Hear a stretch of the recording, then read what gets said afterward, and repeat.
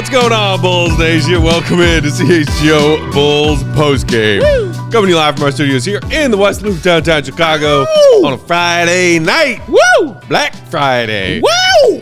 I'm Pack. You can follow me on Twitter at Bulls_Pack. Join my guys, Big Dave, Bow, BAWL Sports. I just call it Friday. In your face. Will, the GOAT, Gottlieb, Will_Gottlieb.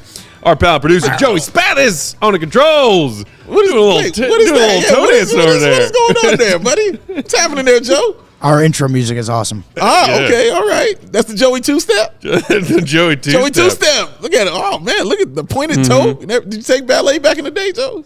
It looks like it. That heel toe is on point, sir. Well done. Well done. Cool. The Bulls lost tonight. They lost! What a shocking turn of events. Thank y'all for joining us on a Friday night after another Bulls loss. If you're hanging out in the chat, we appreciate you. Hit that thumbs up button. If you're watching on YouTube, we'll appreciate you even more. 121-108 is the final. Bulls, with this loss, officially eliminated from the NBA in-season tournament. Say it ain't so. You know what, guys? That was so... Thank you, Joe. That was so fun. I can't wait to do it again next year. Wow. How riveting and exciting it was to be a participant in the NBA in-season tournament. 0-3. Oh, my goodness. The excitement levels were peaking. This is a fucking joke. I feel like you're being sarcastic, Matt. I am.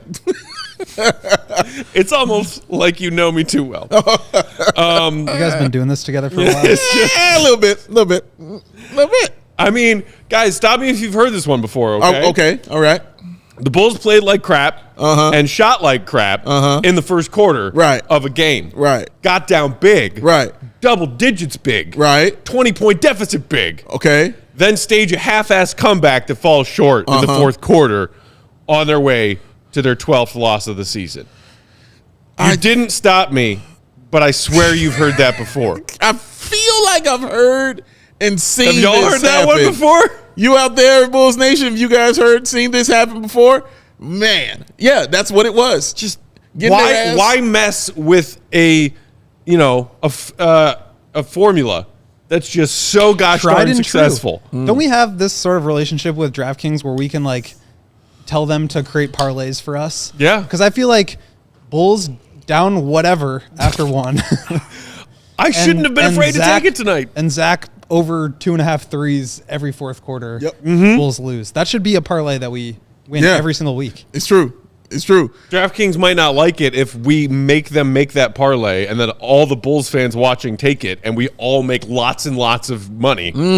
True. No, they're here to watch us win. Okay. They want to see us succeed, and I appreciate that, DraftKings.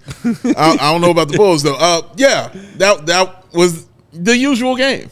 You know, you watch it, you watch the ass whooping, and you're like, what are y'all doing out there? A lot of what the hell are y'all doing, I think, was coming from us over here. Like, what the hell are y'all doing? They did make me stand up today. They made the GOAT do something I have literally never seen him do. I almost stood up in the first quarter. Games. I stood up in the fourth quarter. I mean, he stood up and stayed there. And walked towards the TV. I went full Cobra. Oh, it was awesome to see. What are we doing? First of all, it was really awesome to see. If you can break the GOAT, I mean, damn. That's saying some things. That's saying some things right there. Matt breaks easy. You know, Matt's Glass Joe. He's going to break. Like, that's going to be a thing. You know, you used to think it was me, but, you know, I get angry watching dumb shit, so that bothers me. But Will, you know, usually even killed throughout, you know, wins, losses, whatever. It's cool, but at the very least, I just bottle it in. Yeah, which isn't good. Today I stood up, It was like that meme where it's like the sit forward in the chair. Right, when you're playing the game, right, and you sit up. Yeah, that was Will. Will was frustrated, fed up. If he had a hat, he would have thrown it. Like, he was just that upset about it. And can I say the two plays? It was fun to see. Can I say the two plays? First play, first quarter, Alex Caruso, pick and roll, obviously, with Nikola Vucevic, snaking his way through the paint, swings it. Nice actually pass to Zach in the corner. Vooch rolls right to the block. Vooch, give me the ball. Zach, I got this. Enter. Vooch post up. Vooch post up. Back down. He's got Jakob Poeltl on him. One of the best rim protectors in the league. Fade away, turnaround shot from 12 feet away at the baseline. And it's just like, we have DeMar DeRozan. We have Zach LaVine. And we have Kobe White on the floor. Why are we running an Alex Caruso and Vooch pick and roll? Why is this what the offense is evolving? Got to keep their defense on their toes, Will. This is the kind of thing that's like, people get frustrated about Billy and how Billy's lost the team. And again, I think everybody deserves a piece. But to me, it's like so clearly that these guys are just not listening. And I think part of that is like Billy's not able to like get this team in line. True. But it's also like you just watch some of these guys go through the motions. You watch them just completely disregard what the play is. Yeah. And it's just maddening. Yeah. It can get maddening watching consistently bad basketball happen, and it's frustrating. You know, I think that's the better word for it. It's just because I don't think you were mad. I think you were just frustrated at just watching it over and over and over and over again. Like you said, bottled up, and it just kind of exploded and bottled over. Matt Peck has already done that, so now he's apathetic at this point. Like, you know, Hi, everybody. He's just there. There you go. That's just, he didn't do that out of anything. He just did that because it was there. It's normal. He's not feeling anything right now. Look at that face. It's the face of a man who's like, nah. That's it right there. That's your whole face just said, nah. That's it. But yeah, it was ridiculous to watch at certain points because we were over there, especially Matt, the spacing. Oh my God. I have not seen spacing so hilariously bad as what we saw tonight. It was so bad. And I'm including this Bulls offense that has struggled with spacing for the last 3 seasons, including them. Yeah. I have not seen spacing as bad as the spacing we saw tonight. It was so bad to the point I had to rewind it on the television. Shout out technology. I had to rewind it just to see it again because I was like, did y'all just see that shit? One dribble handoff on the left side? And then it's like two people right next DeMar to each other. cutting off a pass, catching a pass when he was in no man's land, and well, not no man's land for DeMar. It was where he loves to shoot. It was like long two territory. But Kobe White was directly behind him, right behind him, and the pass was heading to him for a catch and shoot 3. And DeMar was like, "Oh, this must be my pass." And Zach literally did the same thing with Vooch standing right behind him at the 3-point line and said, "Nah, I got it. I'm going." It was many times I would watch Zach get in the post and say, "Give me the ball." And then they would swing it somewhere else. I watched Vooch do that. Say, give me the ball. They'd swing it somewhere else. DeMar didn't have to because DeMar's just going to take the ball. My God. DeMar's like, give me the damn ball. This is what I'm going to do. But even when they were deciding to make certain moves, guys were right next to each other. How about the play when Vooch pump fake, went to the cup, and then kicked it off to the baseline for Kobe and Patrick Williams, who literally in the right spots. And then, but where Vooch threw it is to where they could probably bump heads like it was the Three Stooges. You don't do that. It's not good basketball, man. It was just a lot of bad basketball. And then you're watching the other side. And all they were doing was just simple out execution. You know, I'm watching Jakob Poeltl just looking like Olajuwon out there. Just simple pump fakes, up and unders, hooks, blocks, you know, doing all the things, showing as Marv would say, the entire repertoire out there on the floor.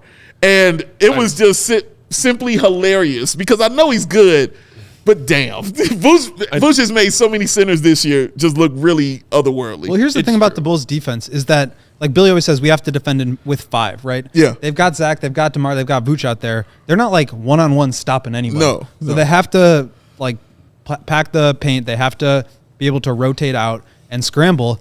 And when you have teams that are passing the ball and moving it around really well, they can't catch up to that. Yes. The ball moves via pass faster than you can run. Yes. And so it's quicker than the eye. this is like what you learned in 6th grade when you're, trying to dribble up the court in a press, and your basketball coach takes the ball and throws it, and he's like, which moves faster? The ball going all the way down court, or you trying to like dribble through a million guys?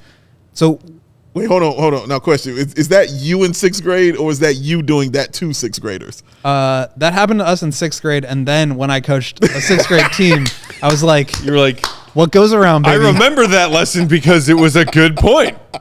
He threw that shit. I would love to. As an aside, you coaching 6th grade basketball, like we're playing small ball 5s. Only shots. coached my little only sister's shots at team the when she rim. was in Only 6th grade. shots from beyond the arc. We're playing efficient It ball. was not. It was. I not hate that to tell big. you, but anyone who takes a long two is running a lap. Wait, how tall are you? 5'8", man. To the A bench 6th grade girl at 5'8" would be would be a. a cheat code. Yes, it would.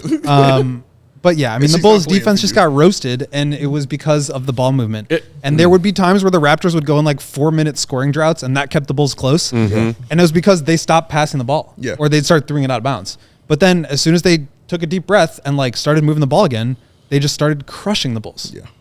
And look, you mentioned recently, Will, I can't remember if it was a tweet of yours or in one of your articles or both, that the Bulls have managed to climb up to respectability more so in the middle of the pack with their defensive stats after a horrendous start. Not tonight.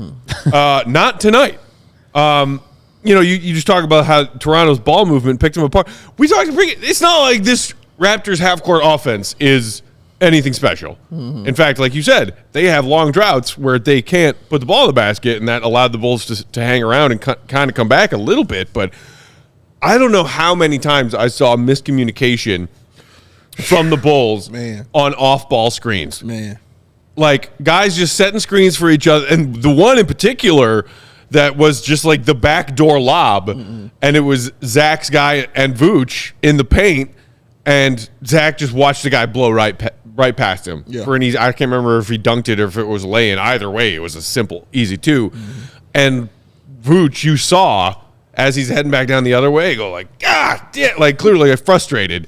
And again, no, I'm not saying that to absolve Vooch of guilt. I was just saying that's an example of the Bulls' off-ball defense being atrocious tonight. And sorry to interrupt. No, you're good. But I mean, we're talking about, you said the Raptors. Okay, I just pulled it up. They are 27th in half-court offense. They're not a good offensive team. They're 25th in offense in general. I mean, they actually appeared to be a decently good offense out there tonight. They did. And you want to know what the one team that's one spot below them is? Please tell me. Your Chicago Bulls. Only the Bulls, only the Bulls, are worse than Toronto at running offense. I want to kill myself. 53% from the field, and what am I saying this right? 33% from three. That was Toronto tonight. Yeah. Took 33 threes. I saw 39. Our friend Fly the Dub in the comments earlier saying, how can you shoot 51% from the field as a team and 44% from three and lose by 13? Because that's what the Bulls did tonight, y'all. That is impressive. I'll tell you exactly why. Ooh. Because they only shot tell you. 27 threes. The Raptors shot 39. They only shot 19 free throws. The Raptors shot 27. They only had 9 offensive rebounds. The Raptors had 13. And they had 12 turnovers. The Raptors had 14. So they beat them in one category of the 4 factors, and that's turnovers. The Bulls need to win like 2 or 3 out of those if they want to give themselves a chance. And again, they keep getting close in these games, which is like almost crazy when you look at it statistically. I mean, they attempted fewer free throws than the Raptors made. Yeah. And like the assists too. I just was eye testing the Raptors, like killing the Bulls, moving the ball around. They had 32 assists. And I believe the Bulls had 20. Yeah, I mean, they were just running circles around them. It was sad. Sad to watch. Passing circles around them. It's much faster that way. Oh, you poor 6th graders. And of course, starting 5 for the Bulls, everybody in the minus column on the plus minus column. Starting 5 for Toronto, everybody in the plus column. I believe the only pluses on the Bulls were Javon Carter and the legend Patrick Williams. That's it. Man. More L's for you. Man. That is impressive, though, to shoot that solid from the field, that good from the three-point line, with only 12 turnovers. That's not a lot of turnovers. Yeah, it's not. And still just not have a shot. You know what I mean? Like, not even lose by 3 or 5, but to literally not have a shot in this game because that team over there, not like they were world beating you. They just literally were out basketballing you. They were out executing you. The IQ was a little bit better. You know what I mean? The spacing is better. The cutting is better. Everybody knew exactly where to be, and they knew how to play you tough also. And it was just better. It was just simple. And they're not better. They're not a great team.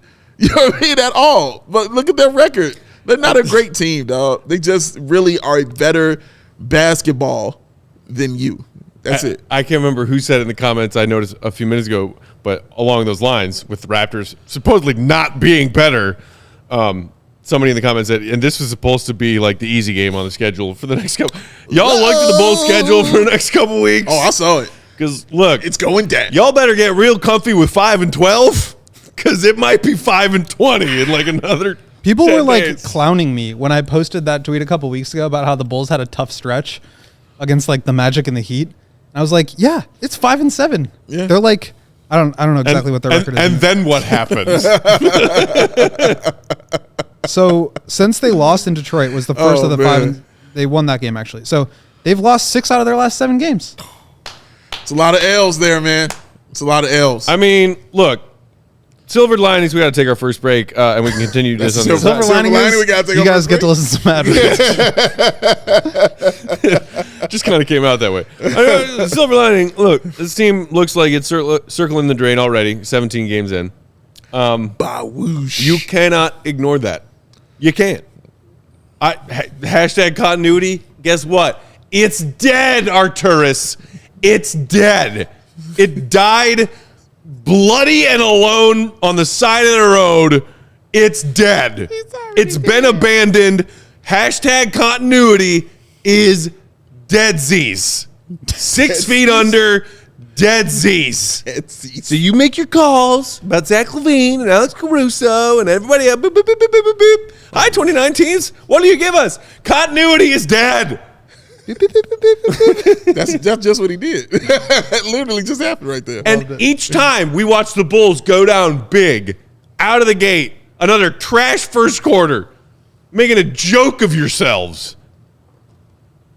the pressure gets higher to do something about this broken shit. Yeah. And I don't mind. And after you have this wonderfully fun 4-game road trip where, you know, you get away from home, you know, get your mind out of whatever was troubling you at home, get some of that fresh Toronto air.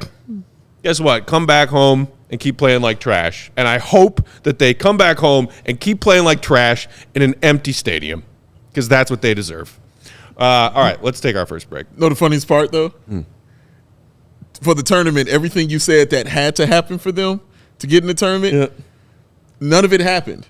All those teams took L's because the Heat lost, too. The Heat lost? The Heat lost So he as well. lost to Blew a the Wait, 21-point lead to the So Knicks. all the Bulls had to do was win. and the Bucks lost to Washington? So the Bulls had to win. I don't know about the Bucks. Well, but even still, if even just the Heat lost, Yeah. and the Bulls won Oh tonight, my God! Washington's down 1 with 17 seconds left. The Bulls are like, hold on, guys, I got this. Don't worry, you do your thing. I'll take care of it. I'll take care of it myself. That would be good. Oh, Good man. fun. That would be good fun. Oh, that would be hilarious. Oh, I mean, my gosh. snatching victory from the jaws of defeat. No, Bulls do it the other way. We got you guys. Hold my beer. Hold my beers. All right, let's shout out some of our sponsors. We'll come back. I do want to touch on the strong game from Zach tonight, because I feel like that is relevant. He did. Regardless of the final score Sure, of this game, sure. that is relevant. Yeah. While we're doing that, hit the thumbs up button if you're watching along with us on YouTube. We appreciate it. Thanks for hanging out with us. Make sure you go ahead and hit subscribe also if you aren't subscribed already to the CHGO Sports YouTube channel. Big Dave. Joyce mouth is wet. Time is it? Game time. He was so ready. He was. As soon as he said his name, he jumped all over. He was on it. That man has learned. You know what I mean? He's learning. The ways of the Jedi. He's stronger. He's getting stronger. I'm very proud of young Joey Spathis over there, man. You shouldn't have to worry when you're buying tickets to your next big event. Game Time is the fast and easy way to buy tickets for all your sports, music, comedy, and theater events nearest you with killer last-minute deals, all-in prices, views from your seat, and their best price guarantee. Game Time takes the guesswork out of buying those tickets. Game Time has deals on tickets right up to the start of the event and even an hour after it starts. It's not the place. It is the place to find last-minute seats, find exclusive flash deals and sponsored deals on tickets for football, basketball, baseball, concerts, comedy, theater, and much, much more. And with zone deals, you pick the section and Game Time does the selecting for an average savings of, drumroll Matt Pack, 18% in your face. Yeah. And the Game Time guarantee means you'll always get the best price. You find tickets in the same section and a row for less. Game Time ain't gonna trip. Game Time will credit you 110% of the difference. This is a no-lose situation, y'all. Enjoy what you and get you some money. Look, Game Time just be looking out for you, all right? So take the guesswork out of buying tickets with Game Time. Download the Game Time app, create an account, use the code CHGO for $20 off your first purchase. Terms apply. Again, create an account, redeem the code CHGO. $20 off is what you're going to get. Black Friday or not, you gonna get that deal, y'all. Download Game Time today. Last minute tickets, lowest price guaranteed. Because what to go, Gottlieb? What time is it? That would be Game Time. Hoot!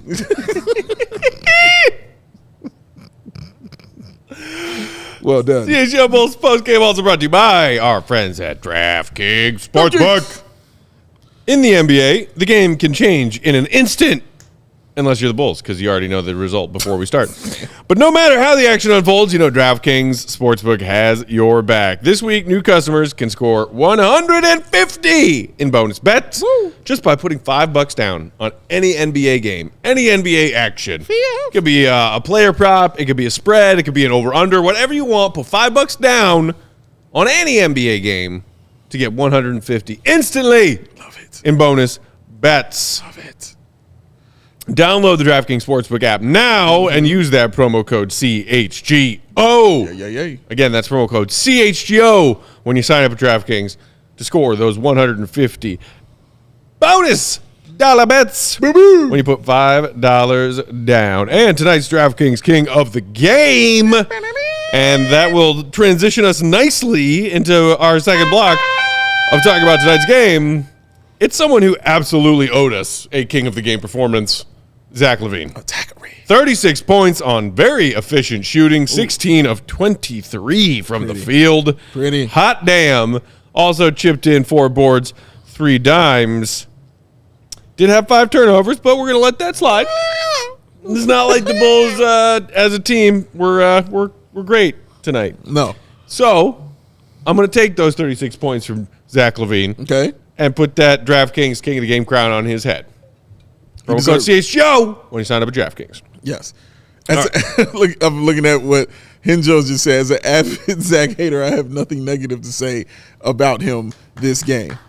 I mean, if there's one thing to say, it's that he had 5 turnovers. Yeah. But I thought Zach's decision-making tonight, as far as when to shoot and when not to shoot and when to pass versus when to shoot some more, was the good version of Zach. Yeah. And he was cooking, which we need that. These games recently where he's taken 9 shots, 10 shots, looking totally checked out for the entire first half. Yeah. It's not helping Zach if he wants out, because if he wants as many possible suitors where he would end up being happy to get traded to, the better you play, the more shooters you're going to have as the Bulls start talking more seriously about trading your ass in the next couple of months. Yeah. So give us more games like that, and it'll help your cause. And please, for the love of God, us Bulls fans sitting here worrying about the return in a Zach LaVine trade can maybe sleep a little bit better at night before that trade goes down, instead of worrying about, oh my God, we're going to get a ham sandwich for Zach LaVine because he's playing like ass. So thank you, Zach. Well, the other thing about like the slow starts that you mentioned, the Raptors were trapping Zach every time he touched the ball in the fourth quarter, right? Because he was hot. I mean, he had 36 on the game. 12 of them came in the fourth quarter. But that's exactly my point. Even though they were trapping and doubling him every time he had the ball, he still had 12 points in that fourth quarter. And that is why, like, the whole, well, you take what the defense gives you narrative about those last few games is still super weird to me. Yeah. I don't know what's going on with Zach's behavior. He's obviously too talented of a player to only be taking 10 shots in a game. Back-to-back games. So, yeah, I'm glad he came out and played more like Zach LaVine. He's always going to have moments where you're kind of scratching your head a little bit. To me, like, the frustrating thing about Zach is that they'll run a pin down for him, and he'll come off a screen and catch the ball and, like, stop. Yeah. He's, like, open, or the guy will go under the screen, and he'll just kind of stop there, survey. He's kind of like DeMar in this way, where he likes to, like, see the pieces on the chessboard before he moves. Yeah. And so if he's ever, you know, catching the ball on the move and guys are rotating or moving around him, it's like it's hard to process in that speed. But all he needs to do is elevate and shoot. And there was a play in the fourth quarter where he just came off a pin down, got an open three, and pulled it, and it went in. It was cash. And I think it got the Bulls to like 10 or 9 points or something, and they called a timeout. Yeah, that was the one that caused the timeout to get it down to 7, I believe. It's like, just don't think, just do. Yeah. And when he comes off screens like that, I mean, he is as dangerous as it gets, because now you have to lock and trail him so that you can't pull the three, and now he's playing 5-on-4. Yeah. And he's just downhill. I'm going to go another way. I didn't really like his game tonight. But that's kind of what I'm saying. Like, he was really hesitating so much. Yeah, like, the points were great. You know what I mean? That was Zach LaVine doing Zach LaVine stuff. But I felt like he was taking just incredibly difficult shots that he didn't need to take. Those long twos, of course, reared their ugly head. You know what I mean? Tonight, again, for Zach. The defense was just really not good. Defense was bad. The defense was bad. My God, it was really, really, really not good. But I felt like he, in the first half, Will, like you said, like he kind of was hesitant, but also trying to just pass the ball just way too much, in my opinion, instead of just, you know, getting it and make the move and get to the basket or take the open three. Exactly. He wasn't making the good basketball stuff. He was doing the harder basketball stuff. And I felt like it kind of made it a little more difficult for the flow of the game. You know, like people didn't know what he was going to do kind of situation. Like, that's why I think some of those passes were turned into turnovers. A couple of them just weren't good passes. You know what I mean? Like, a couple of them, he's just throwing a bad pass. Over DeMar's head into the crowd. Correct. Threw it too low for Vooch. You know what I mean? He's not about to bend over to get the basketball, you know, like that. But others, he hit man. Vooch in the knees yes, he 3 did. times. Yes, he did. But others, the spacing wasn't great. He just would take the ball and not look for anybody else. Or when he was looking for them, nobody was ready for it because they didn't know what he wanted to do. I didn't like it basketball-wise. You know what I mean? Just looking. I didn't like the game. The points are great. Like I said, the shots were awesome, all that stuff. But basketball-wise, I really, really didn't like the game tonight. And I want to hone in on that a little bit more because it's exactly, we're on the exact same page. With Zach coming off these screens and, like, stopping. Yeah. And, like, he's talented enough to make those tough shots you're talking about, right? There were a couple in the first half where he'd come off a screen, he'd kind of pull it back out and then get another rescreen from Vooch, and then he'd, like, elevate at the elbow. Yeah. And there was one where he kind of had Vooch rolling, and both defenders kind of went to him, and he just pump faked, got one guy up, the other guy came over, and he just shot over, and he made it. Mm-hmm. And it's like, yeah, these are the moments in the game where it's like Zach LaVine is so freaking talented that he can, like, trick himself into thinking any shot is a good shot. Mm-hmm. And when he has his feet set, he really can get to his shot whenever he wants. But that doesn't make it good offense. Right. And I think the key here is when Zach comes off a screen and, like, pulls out and then gets a rescreen and goes into it, or hesitates, waits for his defender to catch up to him and get in front of him, and then he pump fakes twice, and then he goes up. What happens is, like, not only is that a harder shot for him if he takes it, but now the defense is shifting when these guys are coming off of screens. Right. Everybody's reacting to the ball movement, to the off-ball movement around them. Yeah. And when Zach comes off those screens and doesn't shoot, what happens is, like, Ayo in the corner, who just set a screen for somebody else to go to the wing, now his defender stops because Io stopped moving. Now all the pieces are set in front of him, and like that's how Zach likes to process things, how he likes to operate, which is fine. But what happens is everybody else stops and stagnates. And now if he doesn't have that shot, or he can't get off a really difficult contested jumper, he's got to pull it back out or swing it to DeMar or, reset the offense with 8 or 9 seconds on the shot clock. Right. And now you've got to create something out of nothing. Yep. And so you turn what could have been a really good look into a really difficult look, and forget like 3s and 2s or rim shots and free throws, like efficiency spots on the floor. It's like open or not. Are you open or are you covered? Like shoot the ball if you're open, and don't worry about like if the guy's of 2 steps or 1 step behind you. Like you've got space, elevate and shoot it. I think you make another point that I was talking about too, and that's the rhythm of it. Exactly, it's the rhythm of the game. There's a rhythm to it that these guys just completely are not in tune. You can just see it out there. They're not in tune. They know the rhythm of DeMar DeRozan. They understand kind of his rhythm a little bit more. A lot of those times, DeMar is going to make that move, that spin move or whatever, that pump fake. He's going to take that shot 7, 8 times out of 10. He's going to take that shot. So they understand what's going to happen. They know when to cut to the bucket to try to get the rebound, do those kind of things. With Zach, it's weirder. You know what I mean? It's so much more weirder, especially this game, I'm saying. It was just so much more weirder because they're running the play, and then Zach just was like, no, I got it. Okay, here's the example of him waving off Vooch, telling Vooch, get out the way, clear it out. Vooch goes over to the corner. He's got a center on him. He's like, cool, I'm about to work this. He tries to make the move. He can't make the move. And so he kicks it off to DeMar, and it's less time on the shot clock, and he's asking for the ball back. There's no time for that. You know what I'm saying? Like, DeMar gets it. DeMar knows the clock in his head. Like, dude, we got to get this shot off because it has to maintain the rhythm of what's going on the floor. So he tries to go up, and he goes up, and he gets fouled. And he shot it with his left hand, for God's sakes, just to let you know how difficult it was. But you saw Zach kind of befuddled a little bit, like, dude, why didn't you give me the ball back? Because it didn't dictate that. The flow of the ball did not dictate, I need to get this back to you, dog. I need to go get this into the bucket because it's like 6 seconds on the clock right now. So it's that kind of stuff, you know what I mean, that I'm talking about with Zach, man. You can't wave another dude off and then not even make it inside. You know what I'm saying? Like, he stopped dribbling. He just stopped and then kicked it off. And then it's like, okay, well, no, give it back. They don't understand that kind of rhythm. You know what I mean? That's a rhythm that they're not playing on, bro. Like, that's some other type of jazz right now, some bebop that he's playing right now. And the Bulls are just on some 1, 2, 3, 4, 1, 2, 3, 4. They on some polka. You know what I mean? They not on no jazz level, Thelonious Monk type of thing right now. I don't know. Sorry, I'm getting too deep for y'all. My bad. But yeah, it's just that rhythm is not there for them, and I don't think it's connecting with Zach and the guys around him with the offense that Billy is trying to run. And I do think you're absolutely right.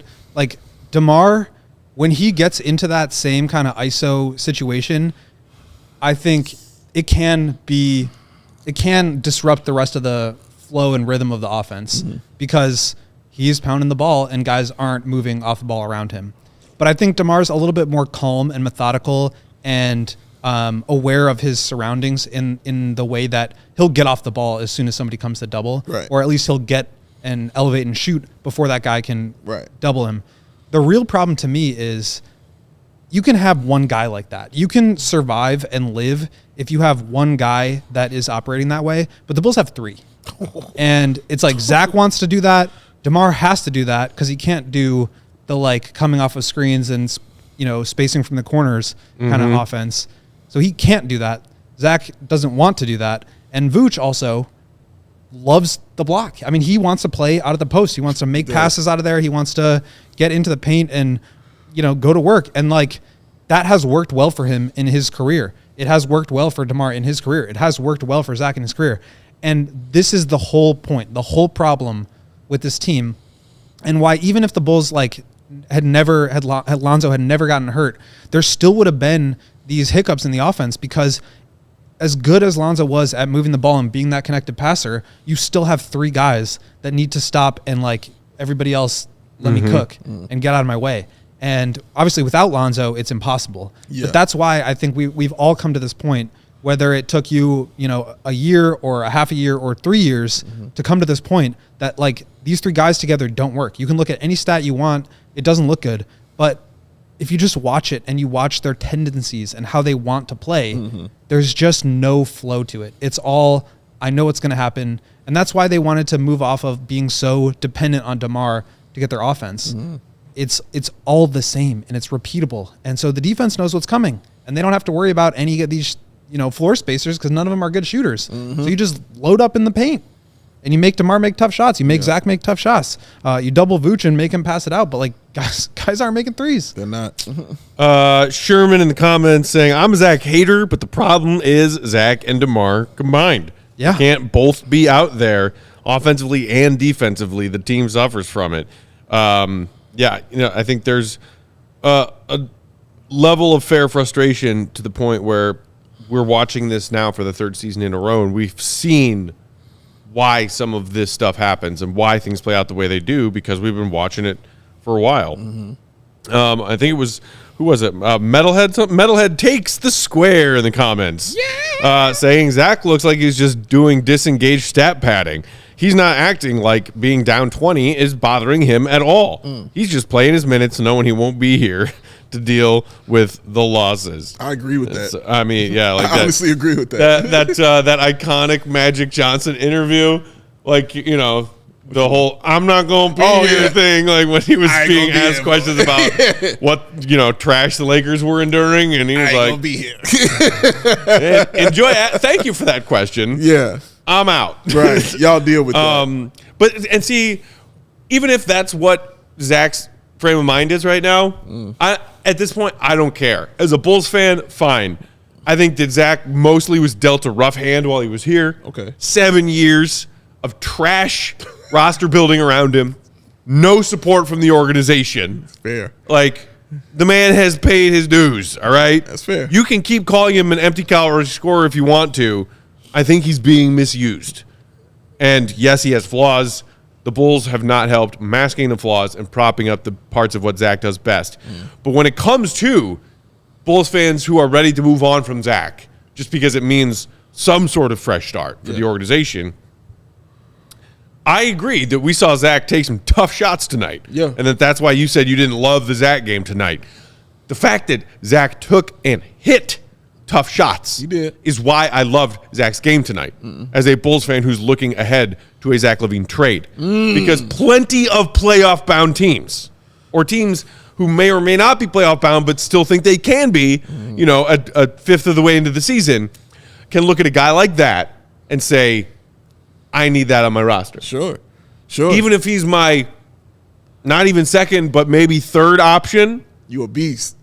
He your third option. Guys who can hit shots like that have immense value in the NBA. Correct. And guess what? A lot of the other head-scratching, dribble the ball off his foot, turnover, clutch this, decision-making that, all of those other things that have been driving Bulls fans crazy about Zach for 7 years, not a problem if he's not the guy. Yeah. And plenty of teams that actually want to win and pay players who have big contracts to help them win. Yeah. We'll see that, Zach's got 4 years left on his deal. Cool. Can he hit tough shots and help us win? Yes, he can. Then we want him. That's how I'm trying to keep an optimistic outlook on the Zach trade right now. No, you're absolutely. Because we saw him do that tonight. We know he can do that. Yeah. Other NBA teams know he can do that. And you're not wrong on that. I mean, Zach as your third option on the team, your team is amazing, honestly. If he's your number 3, oh, my God. Like, you are a problem like that. Number 2, you're still really damn good. You know what I mean? But it's always just being that number 1 option that's been the issue because we've seen it for 7 years, as you're saying, Zach being that number 1 guy. We've seen Zach be the number 2 guy, and it worked pretty goddamn nicely with Zach being the number 2 guy. It worked damn nice. And then when that other option went away and we had to depend on him a little more to be that number 1, it didn't. Your point is valid. I'm not going to disagree with anything that you're saying right there because you're right. Teams can sit there and look at that. Tough shot maker, we need that. Guy create his own shot whenever and is not afraid to take the big shot, we need that. Because if he's your number 3, that means he's going to get not the best defender, not your second best defender. He's going to get your third best defender on him, and he's going to be open and be able to cook. You know what I mean? I get that.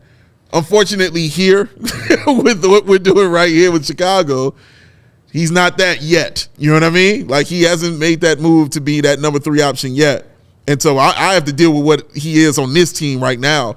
And what he is on this team is somebody who is not the dude that should be having the ball in his hands, being that dude, because it doesn't work for him well all the time. You know what I mean? It doesn't work for him well all the time. A lot of that, and again, I'm not removing AK and those and roster construction and all those things, because I've been screaming for a point guard forever. You know what I mean? And someone who can just facilitate and do those things and get the ball out of his hands, because I feel like that's what he needs at his best.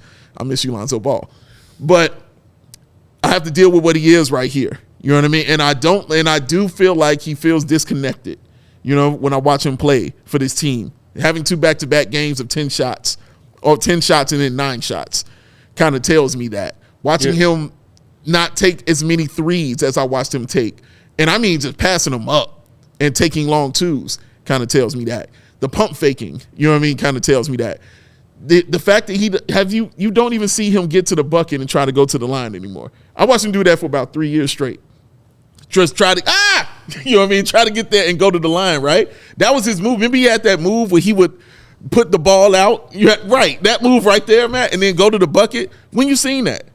I'm sorry, with him trying to get to the bucket. You don't really see him trying to get to the bucket. You saw some of it earlier on the season, and he wasn't getting calls, so he stopped doing it. And so he stopped. Immediately stopped. And when did it stop?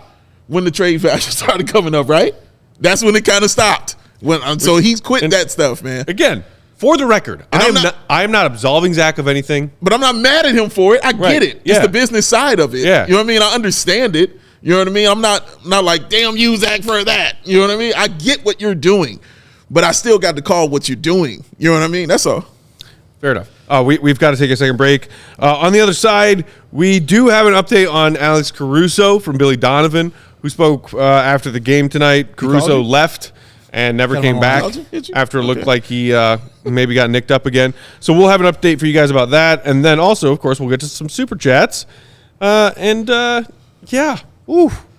Bulls lose 5-12. Yay! Everything's fine. Hit that thumbs up button if you didn't do it the first time around. CHGO Bulls Postgame brought to you by our friends at Ray Chevy. Ray! It's Black Friday, which means Black Friday savings at Ray Chevrolet in Fox Lake.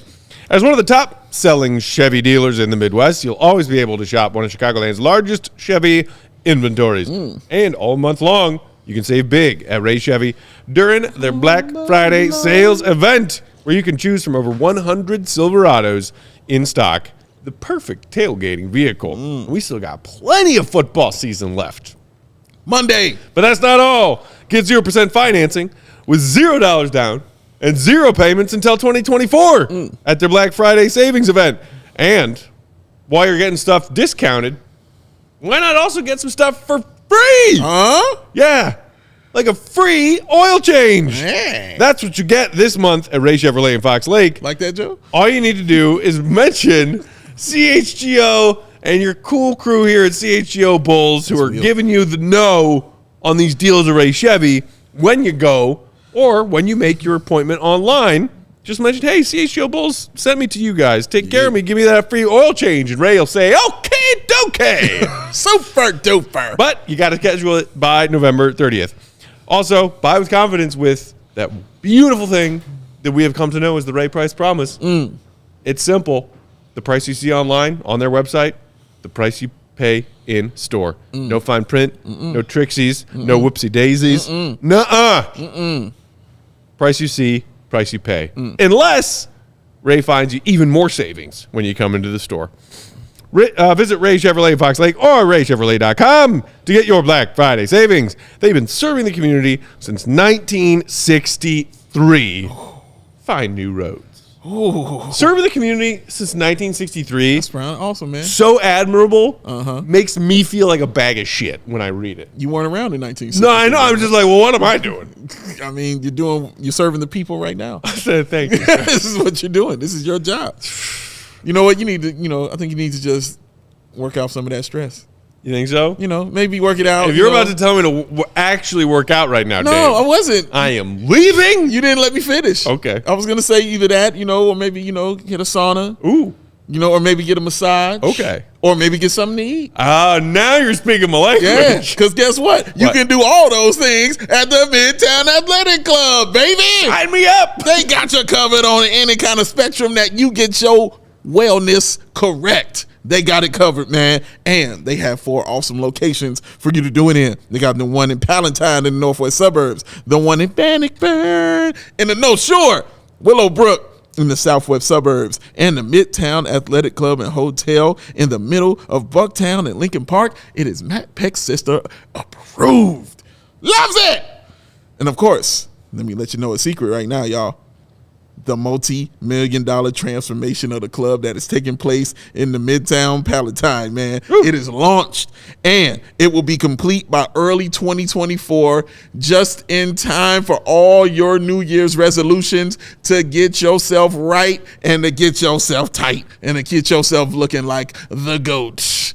This way. Not from face-wise, just this way down. You know what I mean? Can't get the quaff. Apologize. That's just what it is, all right? Careful about sharing those pictures on social. He doesn't like it. Yo, he does not. But they got you covered. Show off the bod. Tell you what, even if you're a single person, families with kids, people looking to make lifestyle changes, or even dealing with holistic wellness, they got you covered in all that as well, man. Oh, they looking out for you in so many areas. They got 100 classes per week, more than 100 classes per week. Yoga, boxing, spinning, cycling, cross training, group exercise, high intensity interval training. This is not gym quality stuff, y'all. This is boutique quality stuff that they got for you, man. The best tennis courts and programming in the sport. Midtown has the indoor and outdoor tennis, pickleball, and paddle tennis. Mark Carmen, the Carm, swears by it. Our guy Adam Ho loves it. All right. Kevin Cato took his family over to one, got a free tennis lesson. Amazing. We saw our guy Mario up at one, living the dream. You keep rattling off the names of preppy-looking white boys whose opinions about tennis courts I would very much trust. Well, very true. But Mario, You broke Joey. I know what I'm doing out here. I know what I'm doing out here. I know when to bring it in and to bring it out, Joe. I know how to pick it up and put it down.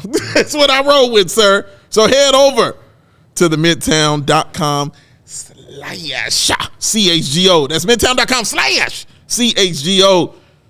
Midtown.com/CHGO. And find out more and to tour the Midtown Athletic Club nearest you. Midtown Athletic Club. Sweat it out. Sweat it out. Joey, what was you all excited about over here? I figured it had something to do with Texas football, but then I just checked the ESPN Oh, app and indeed it did, Matthew Peck. Indeed it did, as we head into the fourth quarter, and we will see the debut of one Arch Manning. because they're up by 1 million. But Arch Manning will Okay. play in the game. Debut. Okay, all right. You know what? I'm sorry. That's not a debut. If you're coming in for mop-up duty and garbage time when your team's up by 8 touchdowns, that doesn't count. There's no pressure in that scenario. Yeah, you kind of Does right that about mean he that. can't be a redshirt? I don't know what college football rules are. Yeah, I thought if he was redshirt, I mean he couldn't play at all. He can play 4 games. He can play 4 games. He can still redshirt. So it's like getting called up in August, and you play 20 games, and you're still rookie in the MLB, and you're still a rookie the next year. Well, Chris Bryant, I believe, did that. Maybe. I think Chris Bryant did that. It was in Chris.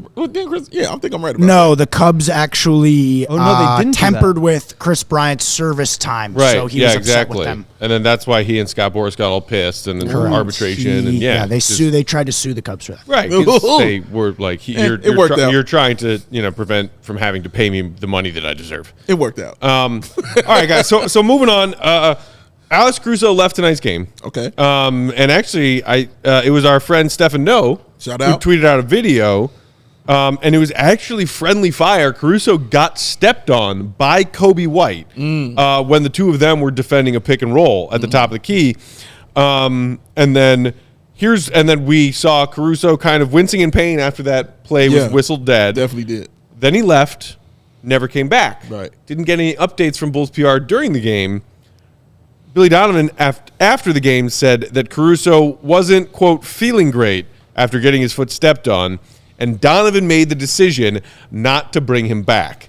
didn't ask Caruso if he thought he could return, and the deficit played a factor in Billy's decision. Wow. That is courtesy of our guy Casey Johnson at NBC. That is interesting. The second part of that, I think, is the more interesting part. Interesting. The deficit they currently were facing in the game led Billy, or at least influenced Billy's decision to say, Caruso, you're done for the night. Am I right? And it was the third quarter? He did not play. He was he left the game at 7:35 in the third quarter. So they played the last 18 minutes without him. 19 and a half. And look, maybe it wasn't just Billy being overly cautious and the Bulls, if they are going to look to trade Caruso. All reporting has said, from the outside, a million teams want Caruso. It sounds like the Bulls are making it clear that Caruso ain't for sale. We'll see if that continues to be the case. If they're taking him out like that, for me, that kind of says that. So maybe this or they just can't afford to lose their best player. This is a brand new tweet from Casey Johnson just a minute ago. Okay. From the horse's mouth. Here's Alex Caruso after tonight's game. Hello, It horse. was pretty painful. It was probably the right decision. There was probably only more negative that could have happened than positive, throwing me back out there with the athletes and the pace of the game and the physicality of it. So it sounded like Caruso was fine and thought that the decision was a smart one to not send him back out there, which to me, if it's Caruso, we've seen Caruso playing through, he's the knight in that scene from Monty Python and the Search for the Holy Grail. 'Tis but a scratch. It's like, nah, dude, your arm's dangling out of its socket. Go grab some bench. Hello down there. Doing the Austin Powers. I don't know. I don't know. Badly burned. Can you read the quote to me one more time? From Caruso? No, the Billy one. The Billy one, so it was just that he wasn't feeling great after getting his foot stepped on. Donovan made the decision not to bring him back, didn't ask Caruso if he thought he could return, and the deficit played a factor in Donovan's decision. Yeah, they probably, it would be curious to know when, at what point he was even back on the bench. Yeah. Because, if it was 4 minutes left, he, was in the locker room for 10 minutes or something, and it was, 4 minutes left, and then they got him back on the bench, and, maybe he was able to come back. At that point, it's okay, well, probably just hold you out. If it was that, then yes, they're not. But if he had come back right away or didn't even go to the locker room or whatever, then it's a little different. Because for me, I'm not reading it like that because I don't know that yet. You know what I mean? So that would clear that space up in my head that I have right now of when it happened to when you made that decision. You know what I'm saying? Because I'm sure maybe he found out from some trainer at some point in time, hey man, this is what's wrong with him. You got to make that decision. So I'm giving that benefit of the doubt that he heard that between that length of time. And like you said, maybe it was in the fourth quarter after the Bulls kind of made their run, and then it was clear that this game was a wrap, and then he said it's no point in bringing him back. Yeah. It sounds more feasible to me that way. The conspiracy dude in me does not want to believe that because that's the conspiracy guy in me. But the logical person feels like Billy's never kind of shown you to be that kind of coach. Mm-hmm. You know what I mean? So I'm going to roll with Billy. He's always been kind of a stand-up dude on this stuff, protecting Alex. And like you said, we watched Alex, arm literally, quote Monty Python, just hanging out his socket, and he's still out there playing. So, yeah, it's interesting. But also, because my mother always said this about me, that I have such a high tolerance of pain. So if I tell you something's wrong, something's wrong. Mm-hmm. You know what I'm saying? Forget wrong. It's really wrong. If so to hear Caruso say, correct, it's actually pretty painful. Correct. Because if Alex is telling you, oh shit, this hurt, it really hurts. You know what I'm saying? We'll see what happens with him on the injury report. Probably won't file anything tomorrow, but maybe Sunday morning we'll know a little bit more about whether he will be available for Sunday's game against the Nets. Bubble wrap.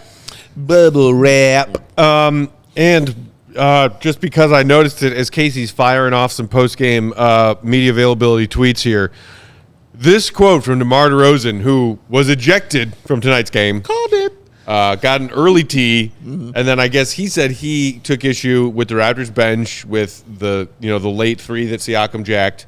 Siakam then explained, like, well, and we're in-season tournament game, point differential counts.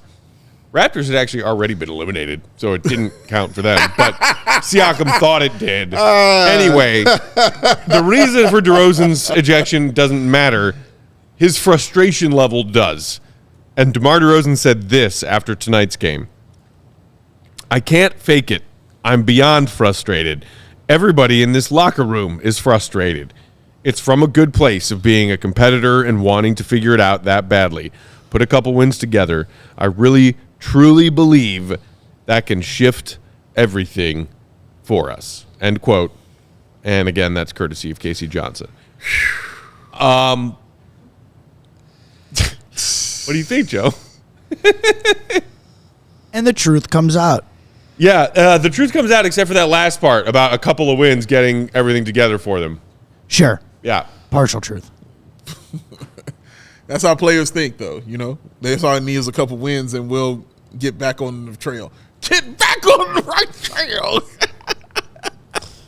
But yeah, man. Joey's been using those papers not for writing, but for rolling doobies. Joey's been using those papers for rolling doobies. You're gonna be doing a lot of doobie rolling when you're living in a van down by the river.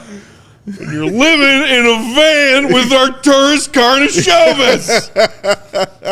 Oh, I'm gonna go home and watch that just to watch it. God, what a classic! What do you guys think about? We got 316 people watching right now. Shout out to you. We got 86 likes. Oh my God! What do you guys? Put the likes up. What you about to do, Will? What do you guys think? What you about to do, Will? What do you think about the idea? What you about to do? What would you guys have if I brought up this idea? What would you guys have to say about doing a tankathon? There it is. If and only if we get to 100 likes. We got 86 right now. Yeah, come on. I want to do it. We got to do it. Of course you want to do it. Because guess where the Bulls are in the tankathon standings now pre-lottery spin. Where does our producer keep pacing back and forth to? Does he have like the game on? You know, Joey's doing like 15 things, but I'm thinking the game on. I'm thinking it's the game. Hey, Joe, come back here. We got to do some super chats while we're waiting to get to our tankathon But Arch like Manning's number. on the screen. Oh, okay. I'll explain later. Okay. By the way, already hit 100 likes. Already hit 100 likes? Okay, Just like that. Bulls fans. That was literally less than 30 seconds. We are excited for the future. Here we go. McBaconator. Watching NBA officials officiate a game is almost as entertaining as watching the Bulls meltdown. That officiating crew tonight was real cranky out of the gate. Poopy. I don't know what that was about. Yeah. They weren't good. But I'm sorry. Until the Bulls show me anything resembling competent basketball and giving a damn, one of those two things would be great. That's the ref you I deserve. can't accept having neither. Until either of those things come, I'm not blaming the refs ever. Because the Bulls don't have that right. Isaac Garcia, this game shows that this roster has passed its peak. Blow it up. This game? Things that could have been brought to my attention yesterday. But yes, you're right. We're just going to quote movies all day. AK, after 7 years of Bulls employment, Zach has put in notice to resign. I respect that. Bulls organization is inept at building a winning roster. That is on the Bulls organization. No argument there. I agree with you, AK. And I appreciate your super chat, as always. AK again says modern NBA and AK and Mark Eversley. Mark Carmen. This Mark whole Bulls Karnisovas. roster is Mark Carmen's fault. Mark Eversley and AK are Arturas Karnisovas. Propensity for roster construction and inability to realize sunk cost. How do you feel about the Bulls and post-Zach LaVine team? Bulls draft development have sucked. Not great. That'll be talked about in detail in the coming days Not and weeks great. That's and a months. tease. I don't feel good about it. And finally, we have one from Let's Talk Bulls, who says, I love the Bulls, but they truly look like they no longer try to win games. They just try not to get blown out. I mean, Got to keep that point differential. in a good my place. God. It is truly hilarious. This pattern of play like trash in the first quarter, shoot somewhere between 12 and 20% from the field in the first quarter, dig yourself a big fat old hole, and then decide if you maybe want to try and climb out of it, and then ultimately don't fully succeed in climbing out of it. Here's something that makes It's you a happy. great strategy. Here's something that happened in the game that made you happy. What's that? Julian Phillips minutes.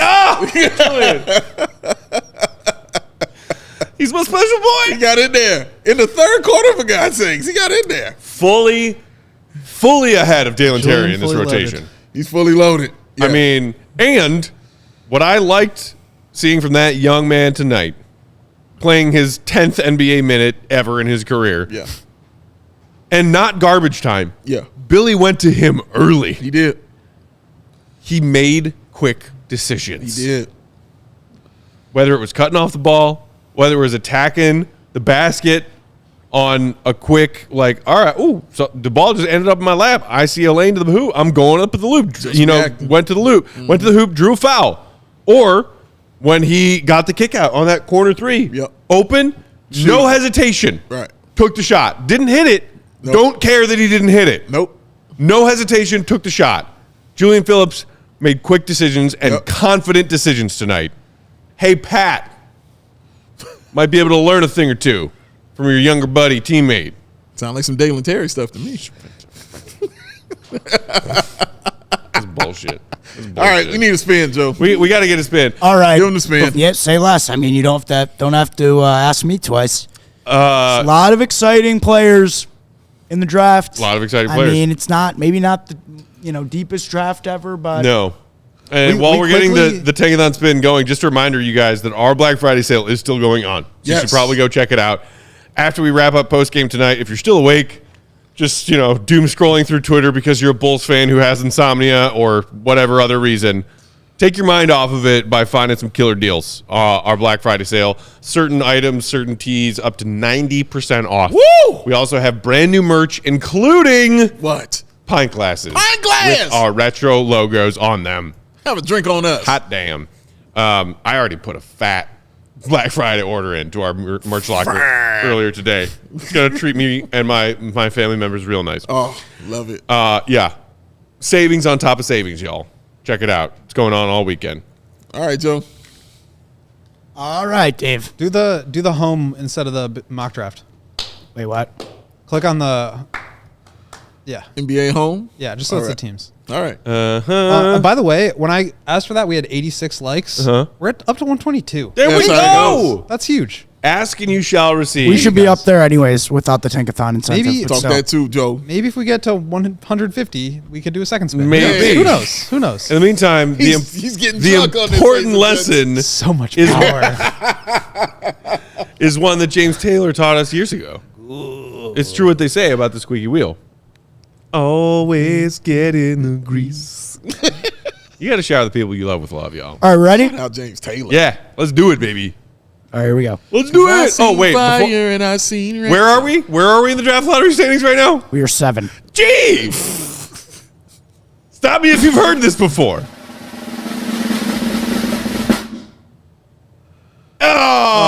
Oh! Stayed at 7? One more. Come on, one more. All right, we're going to do it again. Here we go.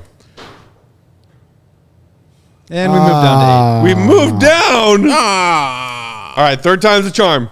All right, fine. We got to do this. We got to do this. Oh, And my we God. stayed at 8. Oh, my God. Oh, my God. Oh, my God. Oh, my God. He's already dead. Guys, this is going so horribly. All right, we're not doing This any. is Joey's gambling. at Oh, we least got 4. We moved up to 4 in that one. This is Joey's gambling right here. Ah. Yeah. How many spins was that? 10? 65. 8, 10. Ron Holland, you are a Chicago Bull. Oh my God. We're gonna have more Tankathon spins than hat throws at the end of the season. Oh my goodness. Oh, Joseph. I mean, just knocked out 8 like it was nothing. Like it was that he wouldn't stop. Not gonna stop. Keep going. Don't want to see Joey. You know what's those machines? Lottery. Slot machine. Thank you very much. Lottery. Which you don't actually do. Hey, Dave, you seen that? His brain. You seen I'm that? broken. His brain. Have you is seen that gone. Dave Chappelle skit? Which one? 7. 7. 7. 7. World Series of Dice. 7. Clickety, clickety, clickety, click. Grits and gravy. Yeah, tease vids the comments. 7. 7. Well, that was You the fun. goddamn devil. Are we still live? Got really dark. Yes. That's from the skit. It's from the skit. No, I know. I know. I'm just kidding. I as a Bulls fan, I want to point to a lot of people and call them the devil right now. It's okay because we could try again on Sunday. Yay! That'll be fun. Let's Brooklyn do it again. Nets road trip continues. 6:30 Central Time tip off. Yay! Guys, also know, sadly, the end of the games is coming, man. It's coming. The end of the games is coming. The weather is getting a little more chilly outside. I got to put on the leg prisons in a minute, man. What am I The going to do? leg prisons. When I can't look at your beautiful gams I know, every day? man. You know what I mean? I understand. I'll try to give the people what they want. I'm very comfortable in the shorts all the time. I was like, somebody's got to have some fur-lined shorts Yeah. somewhere. Like, Yeah, it's yeah. got to exist. It's got to exist, but it's going to come to an end soon. I got to put on the leg prisons, man, and be locked up. Locked up. But it's okay. David in the comments, yes, I also went to the 7 Monica joke from Friends, of course, when they were talking about some other joke. Frederick asking, should we just give up? Frederick, let me tell you something. I don't tell anyone else how to Bulls fan. Yeah. In my experience, it hurts way less when you admit defeat and just emotionally remove yourself. You can be angry in bits and spurts here and there, but if you really, truly are worried about your mental health right now as a Bulls fan, do what you need to Here's a do. useful lesson for you. For me, it hurts more. Just quit. Because in this life, you can't win. Yeah, you can try. But in the end, you're just going to lose big time. Thank you, Jack Black.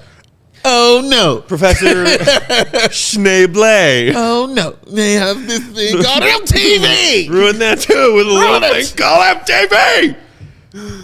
He's the man. Jimmy Page, Robert Plant. Your mother's the my man. God, what are we teaching in these schools? Yeah.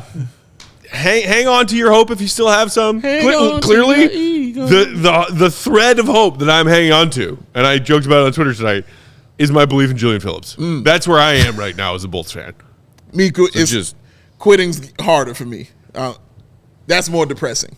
Giving up is much more depressing for me. Much more. I want to play. I want to be in this, man. I'm a fan, I want to take my ball and go home. I want to fan. It was, you know how depressing it was for me to walk away from the Bears for a little bit? That was depressing. All right? That was depressing. All right, for me. That didn't make me feel great at all. I'd rather take them L's, man. I can live with that. I can live with it. I'll be here. We'll be here. We'll all be here no matter what. Yeah. We will be here for you just like you guys are here for us. Correct. Thank you for hanging out with us tonight. Hit the thumbs up. We appreciate it. We truly do. We will be back Sunday. Bulls Raptors. The season rolls along. Until then, follow Will _Gottlieb on Twitter. That's him. Read his thoughts from tonight's game when they are up on the website later. AllCHGO.com. He likes gray. Big Dave. I do. Gams. Bow. Can I get to the games? Joey Longhorn Spathis. At Joey Spathis. Joey Longhorn. Longhorn Lisa. Is Lisa the Longhorn? Oh, Lisa fan? would be proud. Okay, there you go. I'm Bulls _Peck. We Son are of CHGO George. _Bulls. Hang in there, Bulls fans. We love you. We'll be here for you every game night, regardless. 5 and 12. Hey, AK. Continuity's dead. Sweet, yeah. Time to start digging the grave. That's never done a grave. What do you think? I'm a grave digger? No, but that move right there just lets me, you ain't shoveling snow. You ain't digging no grave. I just have a 2-pronged shovel. That's what it is.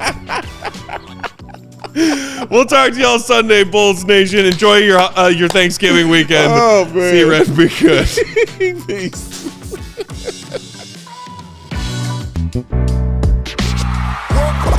We all silly like the mayor.